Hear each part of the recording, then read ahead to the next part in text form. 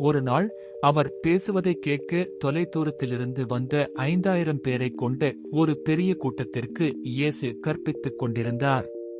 அது தாமதமாக வளர்ந்ததால் மக்கள் பசியாக இருந்தனர், சுற்றி உணவு இல்லை. இயேசுவின் சீடர்கள் அனைவருக்கும் உணவு வாங்க போதுமான பணம் இல்லாததால் கவலைப்பட்டனர். ஒரு சிறுவன் முன் வந்து 5 அப்பங்களும் 2 மீன்களும் மட்டுமே தனது சிறிய மதிய உணவை கொடுத்தான். அது அதிகம் இல்லை என்றாலும் இயேசு உணவை எடுத்து நன்றி செலுத்தி அதை துண்டுகளாக உடைக்கத் தொடங்கினார். அதிசயமாக அனைவருக்கும் போதுமான அளவு சாப்பிடும் வரை உணவு பெருகிக் கொண்டே இருந்தது. அனைவரும் நிறைந்து போன பிறகு சீடர்கள் 12 கூடை மீதமுள்ள பொருட்களை சேகரித்தனர்.